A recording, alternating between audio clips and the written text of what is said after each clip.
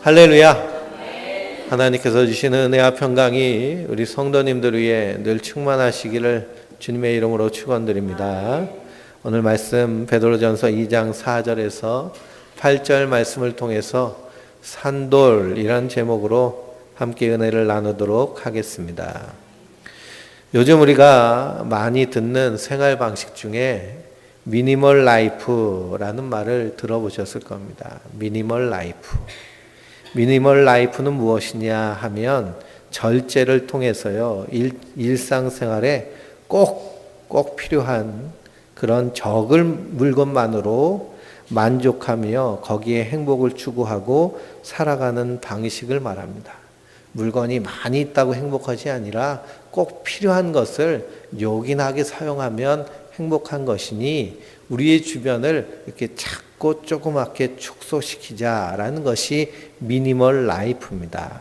그래서 이렇게 생활 방식을 실천하는 사람들을 미니멀리스트라고 그래요. 미니멀리스트. 그 사람들은 입고 다니는 옷도 간소하고 그리고 단순하고 가지고 있는 소유하고 있는 것도 아주 적지만 좋은 것으로 꼭 필요하게 사용하는 사람들을 미니멀리스트라고 부릅니다. 그래서 그런 삶을 실천하기 위해서 불필요한 것들을 계속 제거하고 본질만을 남기는 것, 그래서 단순함을 추구하는 이것이요, 예술과 문화의 그런 사조이기도 한 미니멀리즘에서 시작된 것인데 이것이 2010년 정도부터 시작되어서 지금 활발하게 우리 사회의 화두로 대두되고 있습니다.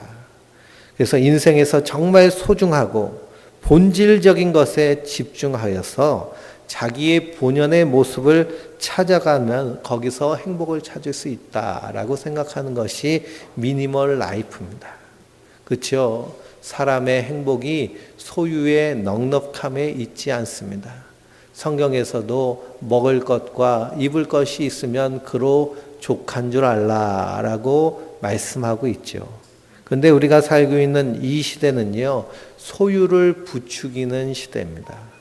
이 세상은요, 과소비를 원하는 시대고요, 과잉 생산을 과잉 소비해야 세상이 굴러가는 시대가 우리가 살고 있는 시대입니다. 현대인의 질병의 가장 큰 원인 중에 하나가 뭐냐? 스트레스죠. 스트레스가 우리로 하여금 질병을 일으키는 가장 큰 요인 중에 하나라고 그럽니다. 그런 스트레스 중에 하나가 뭐냐 하면 너무 많이 소유하고 있어서 스트레스가 된다는 것이죠. 세상은 끊임없이 소비하라고 하고 소유하라고 하고 가지라고 하고 이것이 있어야 된다고 말하고 있습니다. 물건 만드는 회사들은요, 어떻게 해서든지 그 물건을 팔려고 하죠. 그래서 현대사회의 최고의 유혹은 무엇이냐? 광고입니다. 우리가 텔레비를 보면요, 끊임없이 광고가 나오죠. 길거리를 걸어가도 광고판이 눈에 보입니다. 그리고 그 광고를 아예 TV 방송을 하는 프로그램이 홈쇼핑인데요. 홈쇼핑을 자세히 보고 있으면 아유, 저건 필요도 없는 물건을 왜 파나 하고 보고 있어도 어느새 저건 정말 필요한 것 같다라는 그런 생각이 듭니다. 그래서 인터넷이요, 얼마나 인공지능이 발달했는지 내가 뭐 좀 사볼까 해가지고 그 물건 이름을 치면은요, 그 다음부터 인터넷 컴퓨터를 검색할 때마다 그 옆에 계속 거기에 해당되는 물건들이요, 계속 뜹니다. 계속 떠요. 그래서 거기에 비슷한 물건, 그래서 냉장고를 하나 검색하면 LG부터 삼성부터 온갖 냉장고들이 다 검색돼서 옆에서 계속 이것 좀 사주세요, 이것 좀 사주세요, 이 물건이 좋아요, 저 물건이 좋아요 하고 계속 우리를 유혹합니다. 그러니 이런 것들이 우리에게 스트레스가 되죠. 그래서 어떻게 해서든지 우리를 유혹하여서 많이 소비하게 만드는 그것이 이 세상의 모습입니다. 요즘은요, 남자들도 요리를 많이 하죠. 요리를 많이 하는데 남자와 여자의 특징적인 차이점이 뭐냐 하면 남자는 뭘 하려고 그러면요, 갖춰야 될 것이 많이 있습니다. 이것을 장비병이라고 그러는데요.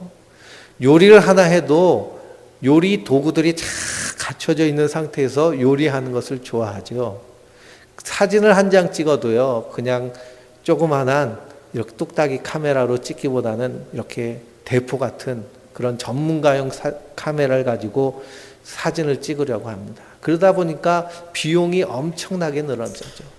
음식을 먹어도 그냥 플라스틱 그릇에 막 쓰는 그릇에 먹기보다는 이쁜 그릇에다 놓고 먹고 싶어 합니다.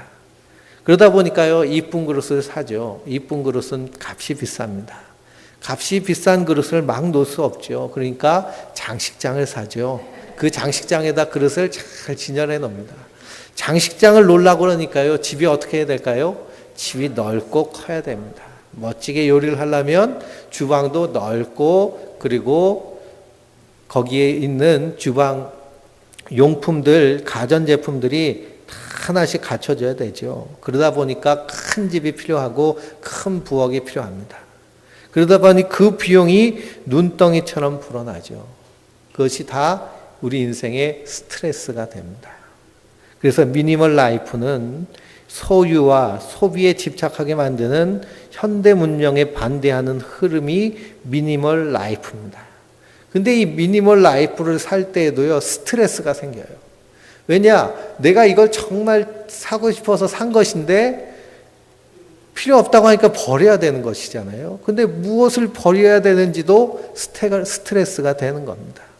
또 막상 다 버리고 나니까요, 또 필요합니다. 그러니까 또 사게 되는 거예요. 사고 버리고 사고 버리고.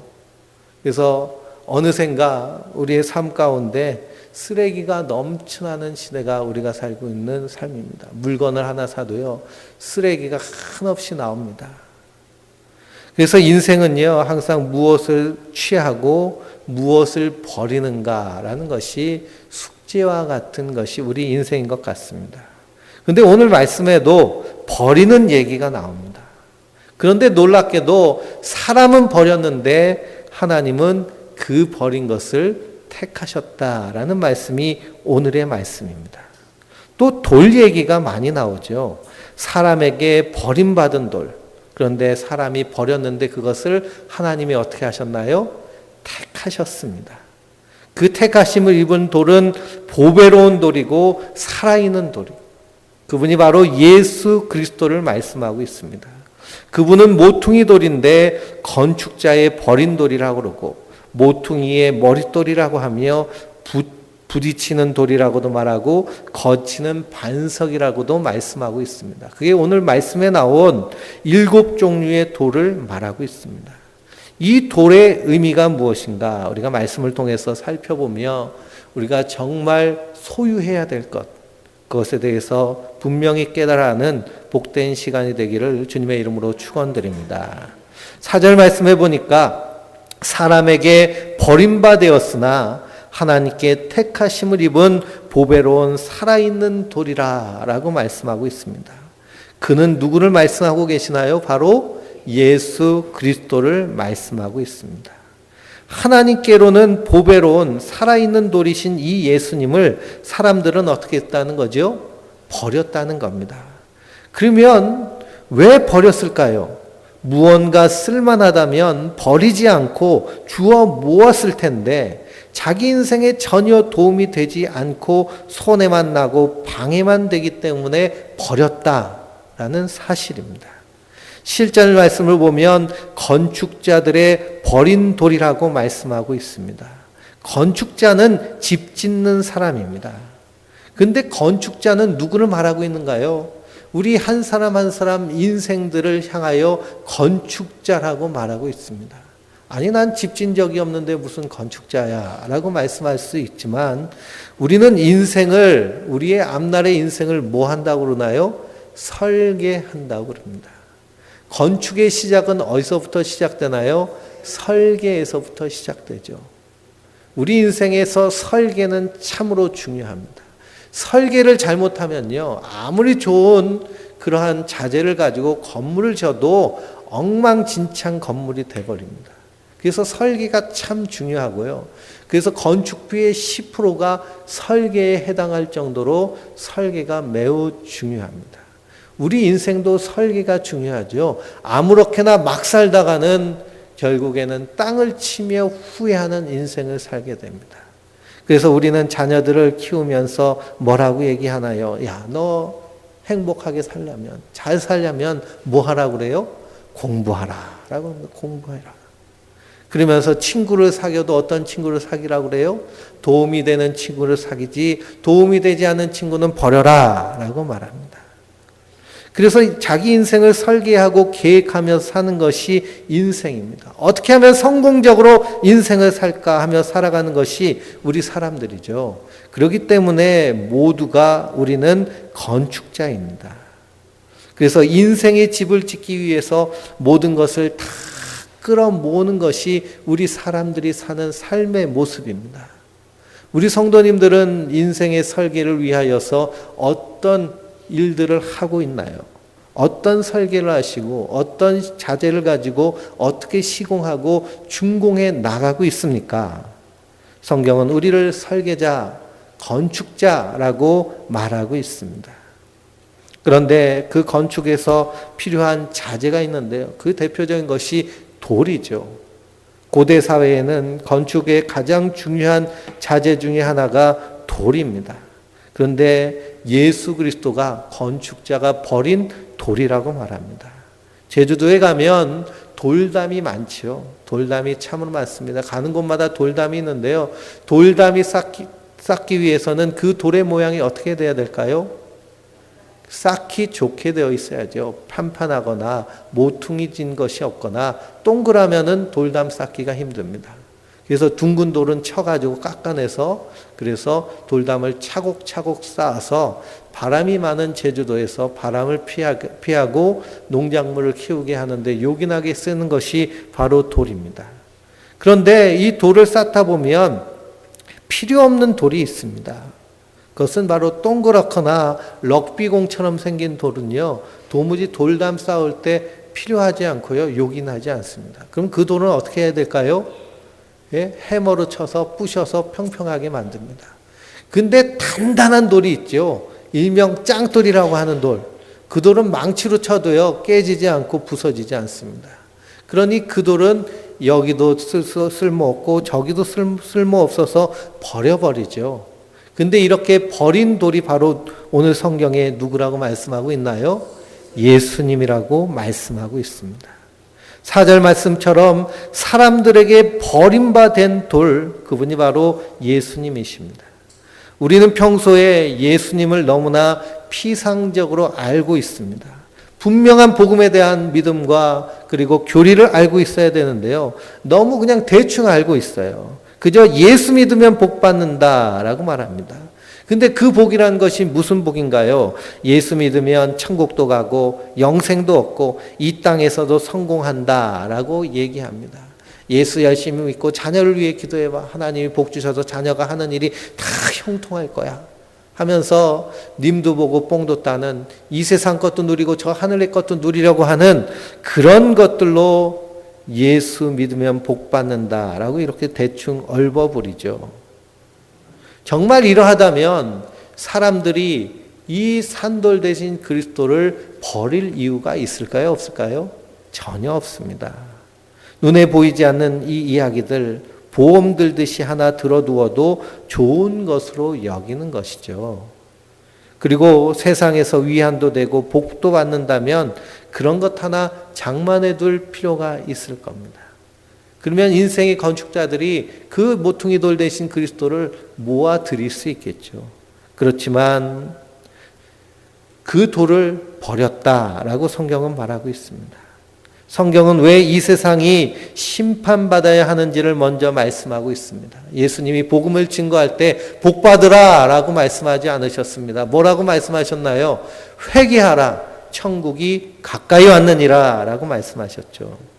그 심판의 근거는, 회개의 근거는 이 땅을 만드신 주인이 이 땅에 오셨는데 그 주인 대신 예수님을 어떻게 한 거예요? 버린 것입니다. 예수님의 말씀을 듣고서 기뻐하면서 따라다닌 사람들이 있습니다. 예수님의 제자들, 병 고침 받은 사람들, 기적의 오병이어의 기적의 떡을 먹은 사람들, 세상에 영광을 줄 임금으로 기대하면서 예수님을 따라갔지만 주님이 십자가에 달려 죽으실 때 그들은 다 어떻게 하였나요? 그 예수를 버렸습니다. 십자가 앞에서 다 버리고 도망갔습니다.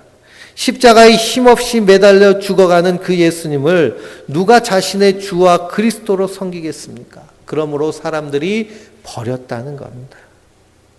그 버려진 돌을 하나님께서 택하셔서 보배로운 산돌로 삼으신 것입니다.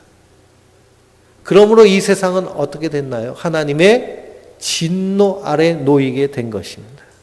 이것에 대해서 마태복음 21장 33절에서 46절 말씀에 예수님께서 비유로 말씀하십니다.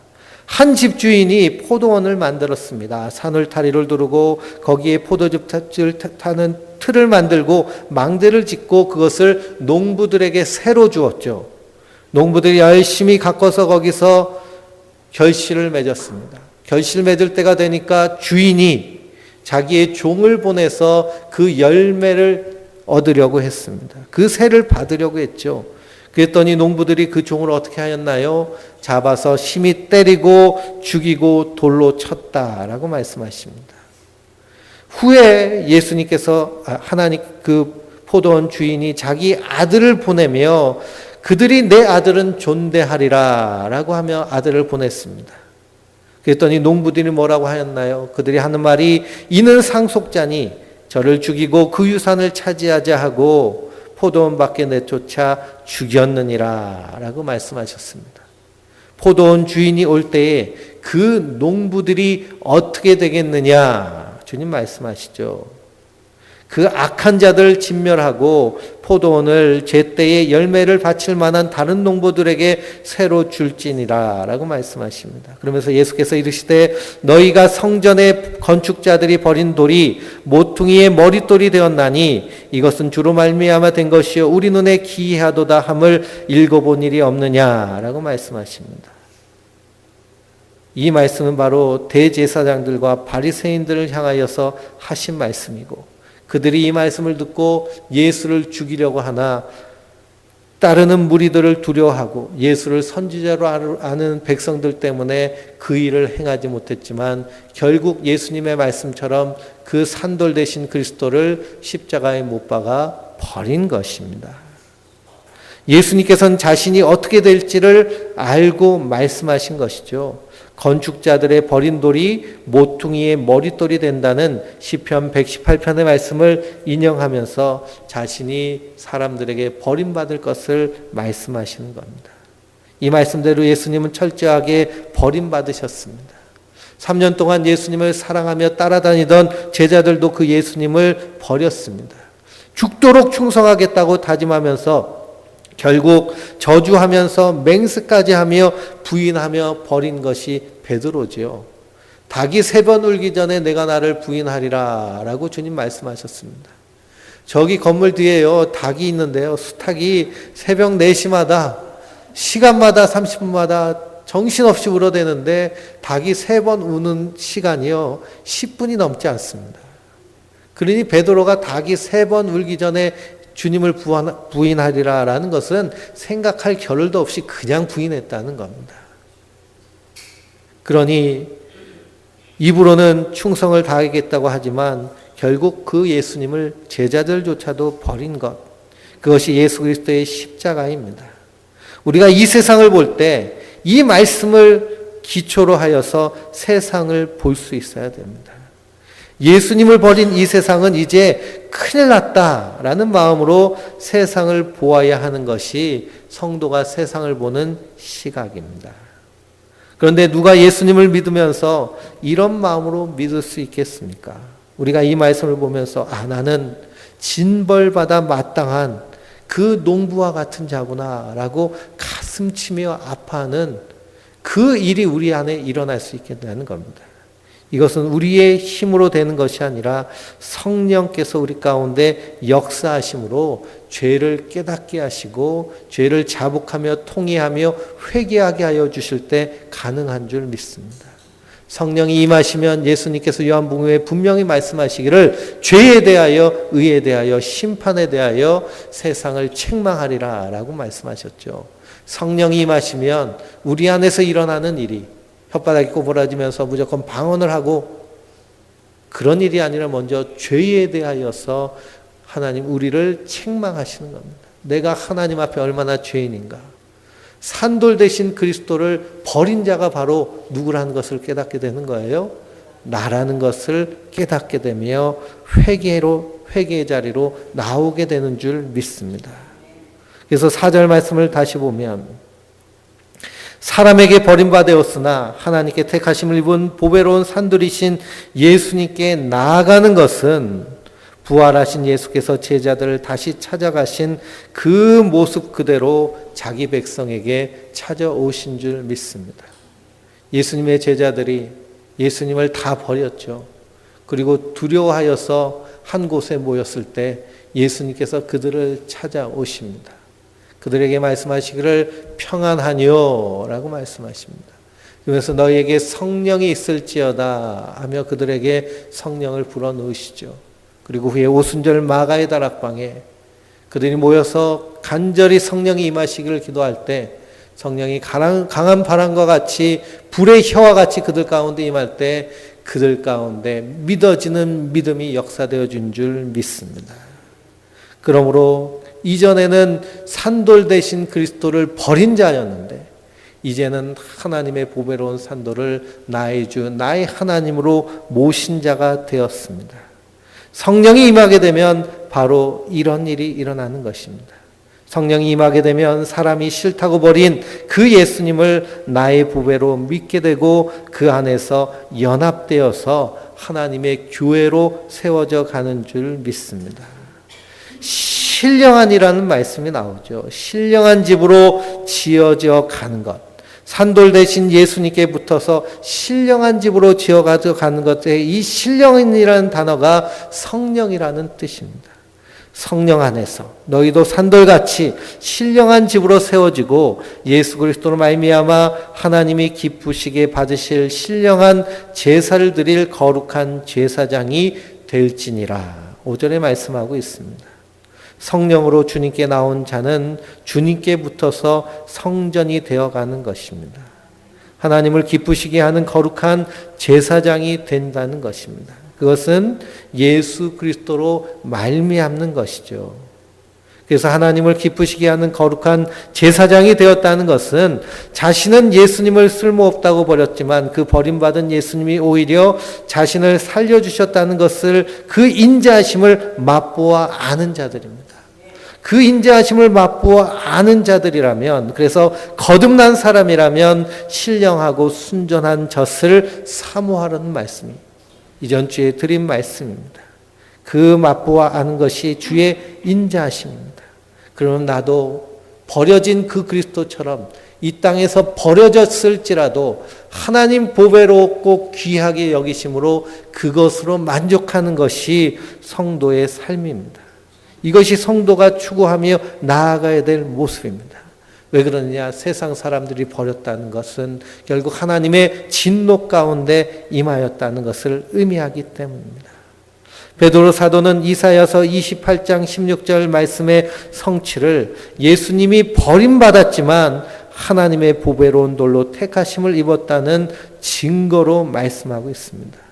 베드로가 얼마나 하나님 앞에 부끄러운 짓을 하였습니까? 예수님 앞에 얼마나 부끄러운 짓을 하였습니까? 부활하신 예수님을 볼 낯이 없습니다. 왜 그러냐? 예수님이 가야바의 법정에서 재판받으실 때 베드로가 은밀히 쫓아와서 그 재판하는 광경을 봅니다. 그때 적은 여자아이 하나가 그 베드로에게 너도 그 당이다 라고 할 때 예수님을 부인하죠.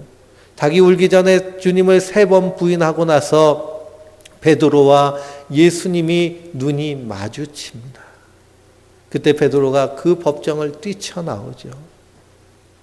그리고선 자신의 존재에 대하여서 완전히 무너져 내린 자신의 부끄러운 모습을 자신이 발견하였을 겁니다. 뿐만 아니라 그 베드로와 함께 그 예수님을 따라갔던 그 예수님을 사랑하는 제자 유한은 벗은 몸으로 예수님을 잡혀가는 거기에 자기도 잡혀갈까 봐 두려워서 빨가벗고 도망가는 일을 한 것이 바로 요한입니다. 요한복음을 읽어보면 한 제자가 벗어서 도망갔다라고 증언하고 있죠. 그게 누굴까요? 바로 자기 자신의 모습입니다. 그러니 예수님이 십자가에 달려 죽으실 때 예수님의 제자들은 다 부끄러움을 당한 자들입니다. 그러나 그리스도와 연결된 그 성도들, 그들은 부끄러움을 당하지 아니한다라고 말씀하십니다. 7절 말씀에 보면 버림받은 예수님, 예수를 버린 자가 바로 자신임을 알고 예수님을 믿는 자는 부끄러움을 당하지 않는다는 것입니다. 그 사람에게는 예수님이 보배가 됩니다. 우리가 언제 부끄러움을 당하지 않을까요? 우리 인생에 수많은 부끄러움이 있을 수 있습니다. 그러나 단 한순간 우리가 당하지 말아야 될 부끄러움이 있는데 그것은 하나님의 심판대 앞에서 부끄러움을 당해서는 안 된다는 사실입니다. 마지막 때에 그리스도가 이 땅을 심판하실 때 백보자의 심판이 열리고 거기에 책들에 기록된 사람들, 그 기록된 자기의 행위대로 불림을 받아서 하나님의 심판을 받을 때 그들은 모두 부끄러움을 당하는 자들입니다. 그러나 생명책에 기록된 자들, 산돌 대신 그리스도를 버리지 아니하고 나의 삶에, 나의 인생의 설계도에, 나의 생명의 집에 모퉁이 돌이 되고 생명의 돌이 되어서 그분과 연결되어서 하나님의 성전된 성도는 그 심판대 앞에서 부끄러움을 당하지 않습니다. 왜 그럴까요? 그리스도의 피로 우리를 깨끗게 씻어주셨기 때문입니다. 하나님께서 그 보배로운 산돌 대신 그리스도가 우리 안에서 우리를 변호하시며 우리를 위하여 십자가에 달려 죽으셨기 때문입니다. 그러므로 성도는 예수 그리스도를 우리의 보배로운 돌로 여기고 모시는 자들입니다. 우리 성도님들은 과연 그 예수 그리스도가 나의 인생에 가장 귀하고 소중한 모퉁이 돌로 모시고 계십니까? 우리 인생을 한번 생각해 보시기 바랍니다. 모든 사람들이 자기 인생을 설계하고 건축하는 건축자라고 말씀드렸습니다. 수많은 도움이 될 만한 것들을 모으는 중에 예수님이 도움이 된다고 하여서 모아본 사람들이 있습니다. 이런 사람들이 바로 교회를 다니는 사람들입니다. 그런데 그 예수님이 도움이 되기는커녕 걸림돌이 되지요. 왜 걸림돌이 될까요? 이 땅에서 부자가 되고 싶은데 돈을 사랑함이 일만항의 악의 뿌리라라고 성경은 말하고 있습니다. 행복하게 살고 싶은데 애통하는 자가 복이 있답니다. 이 땅을 살 때 가슴 치며 살라는 겁니다. 높아지고 싶은데 주님은 뭐라고 하시나요? 종이 되어 섬기라고 그러잖아요. 종이 되어 섬기라. 그러니 교회에서 부자 되고 싶고 교회에서 행복하고 싶고 교회에서 높아지고 싶고 교회에서 살고 싶으면 성경은 살려고 하는 자는 어떻게 하라고 하나요? 죽으라고 하십니다. 누구든지 나를 따라오거든 자기를 부인하고 자기 십자가를 지고 나를 따라올 것이니라. 이 말씀은 무슨 말씀이나요? 나랑 같이 죽자는 겁니다. 나랑 같이 십자가를 지자는 거예요. 이 땅에 소망을 두지 않고 하늘에 소망을 두고 살자는 겁니다. 그러니 이것이 이 세상 사람들이 받을 수 없는, 그래서 버리고 마는 것이 바로 예수 그리스도입니다. 그런데 우리 성도님들은 진정으로 그 돌 대신 그리스도를 우리 안에 모시고 계신가요? 그분과 연결되어 있나요? 날마다 우리의 모습을 확인해 보시기 바랍니다. 내가 그리스도가 우리의 인생에 부딪히는 돌, 거치는 반석인가? 안 그러면 거기에 부딪히고 거칠지라도 그 반석 대신 그리스도가 나의 생명이심을 믿고 그분을 따라가고 있는가? 그분을 따라가는 그 길이 좁은 길이고 그 길이 좁은 문인 줄 믿습니다. 주님의 말씀은 우리의 삶 가운데 날마다 거칩니다. 날마다 부딪힙니다. 우리가 걸어가다가 앞만 보고 가다가요 걸려 넘어질 때가 있죠. 저도 가끔 무릎이나 이 발을 문지방이나 문턱에 걸릴 때가 있습니다. 그럼 얼마나 아픈지요.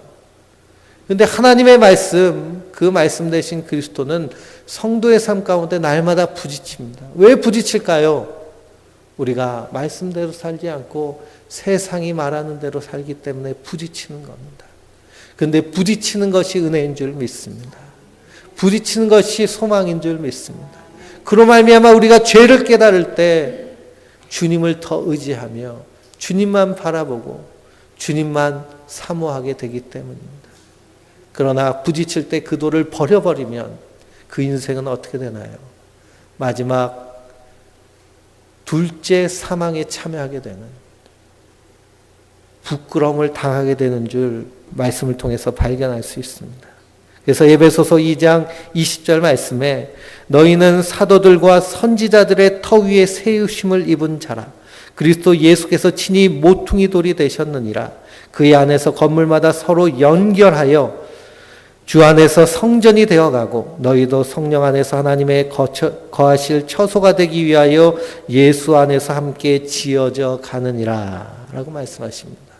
우리가 그리스도와 연결되어서 함께 하나님의 교회가 되어가는 줄 믿습니다. 그런데 세상은요, 이 모퉁이 돌 대신 그리스도를 어떻게 했어요? 버렸습니다. 그러니 성도는 이 땅에서 사람들이 좋다 하고 모으는 그런 존재가 될까요? 그럼 예수님처럼 버림받을 존재가 될까요? 버림받은 존재가 될 것은 당연한 것입니다. 그러나 누가 찾으시는 거예요? 하나님이 찾으시는 겁니다. 하나님이 보배롭게 여기시는 겁니다. 하나님이 귀하게 여기시는 겁니다. 하나님이 하나님의 교회로 세워가시는 겁니다. 이것이 성도의 삶입니다. 그래서 9절 말씀에 그러나 라고 말하고 있습니다. 예수님이 버려진 것처럼 너희도 이렇게 버림받아 될 것이지만 그러나 너희는 택하신 족속이요 왕같은 제사장이요 거룩한 나라요 그의 소유된 백성이라 라고 선포하고 있는 겁니다. 지금 베드로전서를 읽고 있는 흩어진 나그네들은 세상으로 하여금 벌어진 자들입니다. 세상으로 하여금 핍박받는 자들입니다. 예수님이 버려진 건축자가 버린 돌인 것처럼 이들도 세상으로부터 버림받은 자들입니다. 세상으로부터 핍박받고 박해받고 학대받는 자들입니다. 그러나 하나님은 그들을 택하신 족속으로 왕같은 제사장으로 거룩한 나라로 그의 소유된 백성으로 부르신 줄 믿습니다. 이것은 참으로 기이한 일인데요. 이것은 하나님의 은혜로 되어졌기 때문입니다. 우리의 실력으로 이것이 믿어지지 않고 우리의 실력으로 이것이 되어지지 않습니다. 그 은혜 받은 자들 이 땅에서 하나님의 교회로 교회답게 서는 자인 줄 믿습니다. 우리의 삶이 이 땅의 영광이 아니라 하늘의 소망을 가지고 사는 것이 성도의 삶입니다. 사도 바울은 자기가 고난 가운데 있으나 핍박 가운데 있으나 역경 가운데 있으나 그가 고백하기를 우리는 속이는 자 같으나 참되고 무명한 자 같으나 유명한 자요 죽은 자 같으나 보라 우리가 살아있고 징계를 받은 자 같으나 죽임을 당하지 아니하고 근심하는 자 같으나 항상 기뻐하고 가난한 자 같으나 많은 사람을 부유하게 하고 아무것도 없는 자 같으나 모든 것을 가진 자로다. 이 사람이 바로 산돌이신 예수님과 연결된 성도들입니다. 우리가 세상에 볼 때는 아무것도 아닌 쓸모없는 모습처럼 보이지만 하나님 보시기에는 그 무엇보다도 귀하고 아름다운 존재입니다. 예전에 주일학교 프로그램 가운데 이런 프로그램이 있습니다. 배를 타고 가는데 배가 침몰해 간다. 네가 가지고 있는 물건 가운데 가장 소중한 것 10가지를 적어봐라. 그래서 10가지를 적죠. 그러면 교회를 다니니까 다 마지막에 뭘 하나 집어넣어요? 성경책을 집어넣습니다.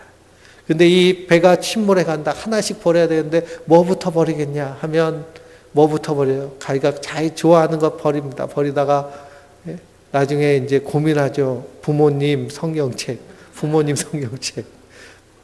이제 결혼하면 자녀들도 있겠죠. 그럼 뭘 버릴 것인가? 그럼 나중에 성경책을 남기겠다라고 이렇게 얘기합니다. 하나님 말씀이죠.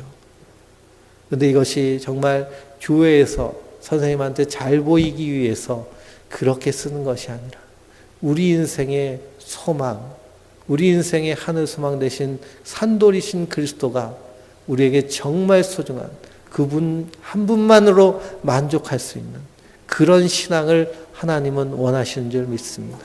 그런 믿음으로 나아갈 때 마지막 때가 올지라도 성도는 두려움이 없습니다.